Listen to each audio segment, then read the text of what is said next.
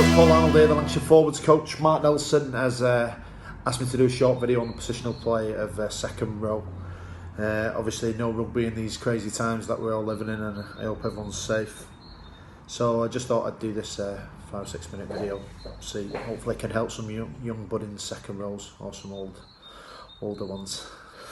I think over the years second row position has definitely evolved. I think if you look at all the top players now, like you were told, and everyone else, their breakdown work is exceptional. Obviously defensively they're everywhere, the work rate and fitness and the ball carrying skills and abilities is all what you'd expect from any back five player.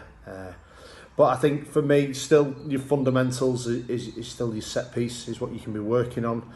And talking about the set piece, for me, I think the line out is something that you can all do some work on while you're at home. It's almost like a game of chess for me, reading line outs and calling line outs. I think you've got to look at your setup, whatever formation you decide. You've got to look at the opposition and how they're going to defend it. And like it's a bit like a cat and mouse, trying to call the ball to the space, make sure you can win clean ball, knowing what position of the field to depend on what line out you want to use. If you're thinking about going driving, if you're close to the line because you want to try and maul them over, or you want to give the back some nice clean ball by going off the top.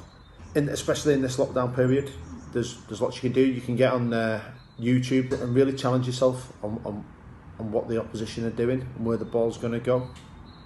And basically what you're trying to look for all the time is you're looking for cues, tells, giveaways, whatever you want to call it, of what the opposition are doing. And what I mean by that is, if the second row catches the ball on one line out, just have a rewind, look at what his feet position was doing, look at his hand movement and see how set up he was. And then on the next line out, if the ball doesn't go to him, look what his position is again. If his hands are down, okay, and they're not up here waiting for the ball, then obviously that's a bit of a cue for you to try and read the line out. So if I look to my left and I see an opposition player and his hands are down 1 minute, and then on the next line out the ball goes to him and his head is up, I've kind of got an understanding that the ball's probably not going to go there. And it's the same with lifters. Are they leaning forward?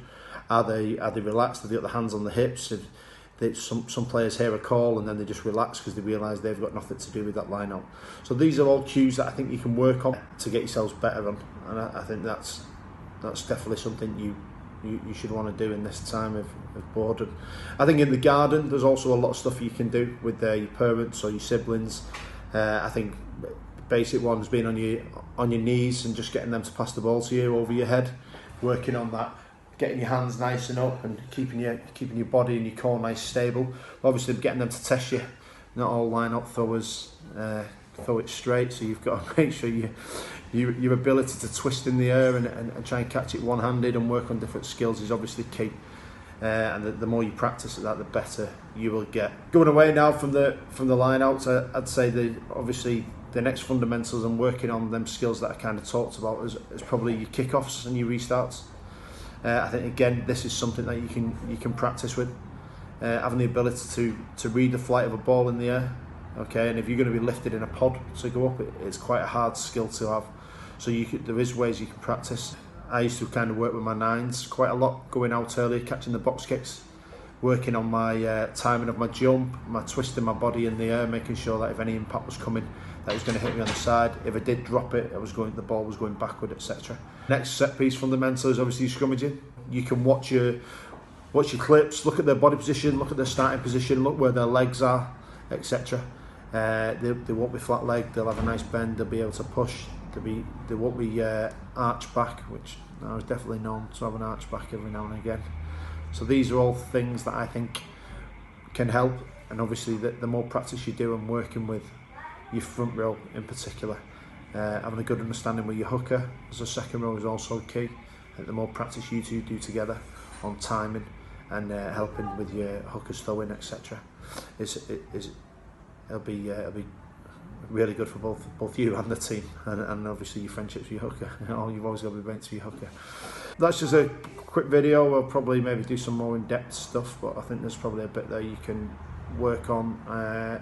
Everyone stay safe, and hopefully we'll have some rugby soon. Take care.